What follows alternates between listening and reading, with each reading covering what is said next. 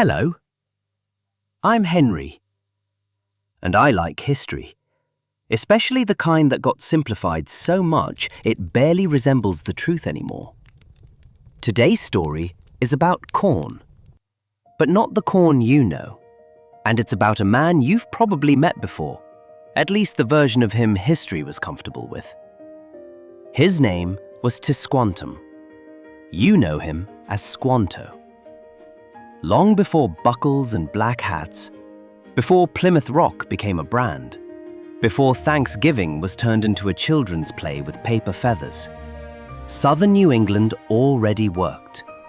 The people there, the Ninimisinock, were not wandering blindly through the woods. They were sedentary cultivators. They farmed. They stored surplus.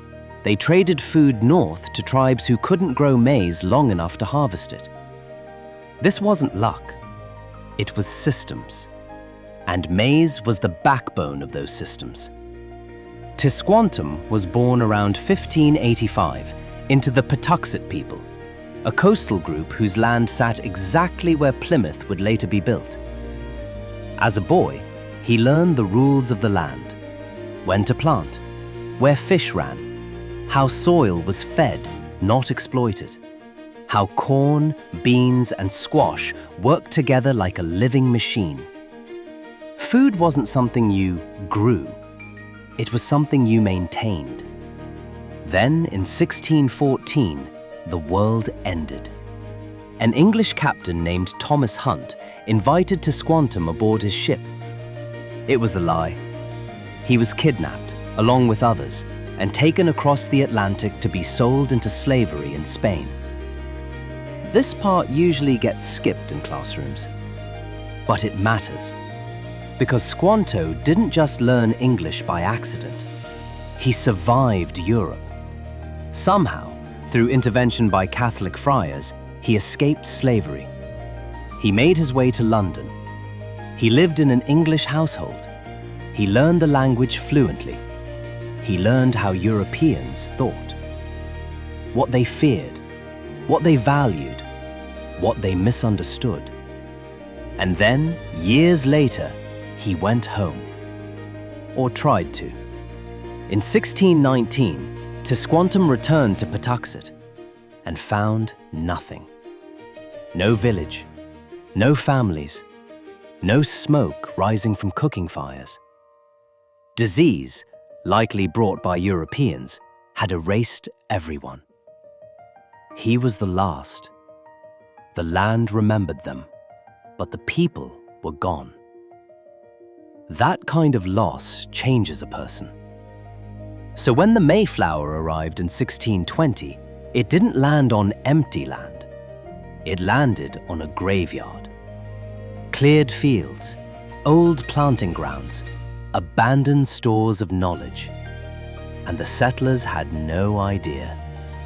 Their European seeds failed. Their farming methods didn't work. They were weeks, maybe days from collapse. Then one day, a man walked into their settlement and spoke English. That man was Squanto. He didn't just translate words, he translated survival. He taught them maize, not as a crop, but as a system. Plant corn in mounds. Drop an alewife fish into the soil as fertilizer. Let the nutrients feed the plants slowly. He taught them how to harvest eels by treading them from river mud, how to gather maple sap, how to hunt and fish without destroying the ecosystem that fed them. This knowledge didn't save Plymouth for 1 year. It saved it for decades. Because maize wasn't just food. It was storage. It was trade. It was insurance against bad harvests. And Squanto knew that because his people had lived that way for generations. But here's where the story gets uncomfortable. Squanto wasn't a saint. He was a survivor. He knew he was the only bridge between worlds. And sometimes, he used that power. He exaggerated English strength. He hinted they could unleash disease like a weapon. He played politics to protect himself and gain influence. William Bradford said it plainly. Squanto sought his own ends and played his own game. And honestly, after what he'd lost, who wouldn't? Squanto died in 1622 while guiding a trading expedition to secure more corn seed. Bradford stayed with him as he died and called it a great loss. He was right, because when Squanto died, Plymouth didn't just lose a translator, it lost a library. Today, we remember Squanto as a helper, but he was much more than that.